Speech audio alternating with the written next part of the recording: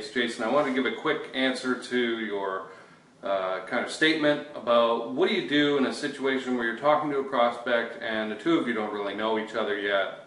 They're new to you, you're new to them, and you're trying to tell them something about their website, like maybe they don't have a mobile website, it's not responsive, or they could be including email marketing and they don't have a lead capture form or something like that. And they respond to you, well, yeah, that's great, I've already got a web guy and I'll get him to look at it.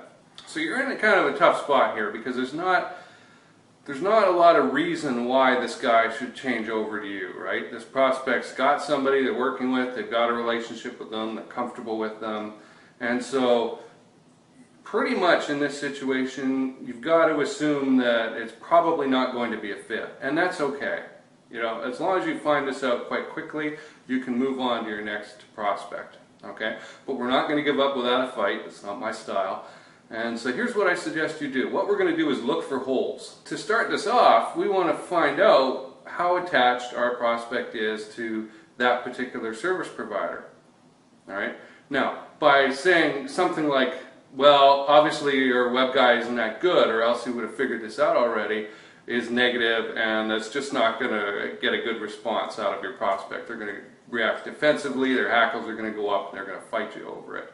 And so we don't want to do that. We might want to say something like, let's say our prospect's name is John. John, I understand that you've got a web designer from what you just said. How long have you been working with them? And are you happy with the results so far? What have they been doing for you? What kind of projects, if you don't mind letting me know? And they'll probably tell you for a couple minutes, well, we've done this and that and that. Okay. Well, you know, judging from our quick conversation on the phone here, it sounds like you value the suggestion that I've made. Why do you think your current guy hasn't implemented that already? And that's really the bomb to throw down there and see what happens. And they'll respond. You'll get some kind of a response. I don't know, maybe he doesn't know about it, maybe he's going to do that later or something like that, or I haven't asked him to. Is that kind of a, you know, that's a possible answer. But we're trying to get something on the table here. The follow-up question to that might be something like, well, if there was one thing that you could improve on about the service of the current guy you've got now, what would that be? And here again, we're looking for the hole. Where's the spot that you can fill? And if they tell, well, he's not that quick to respond to me, I wish he was a little bit faster, now you've got something. See? So if somebody was a little bit more responsive to you, would that make a difference, you know? And we want to find out. Another thing which we might want to say is something like, well, John, it sounds like you're pretty happy with your web guy. I mean, why would you want to change? And that sounds really counterintuitive. But you'll be surprised with what some people will tell you. They may give you reasons why they want to change.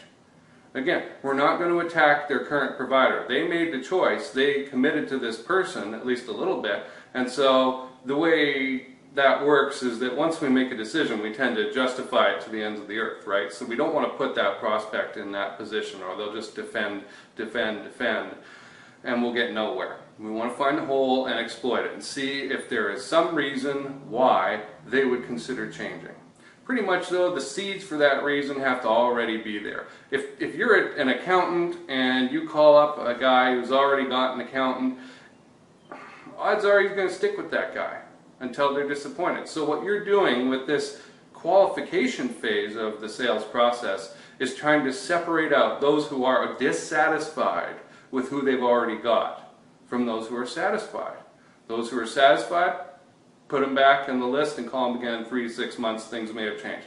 The ones who are dissatisfied, which will be a minority, not everybody's going to be dissatisfied, those are the people who we want to talk to further. And so the faster you get to that result, the better. So if you have any questions about this, please comment below, let me know, and I'll do my best to follow up and explain a little bit more in the direction that you want to find out more information in. Okay, thanks a lot.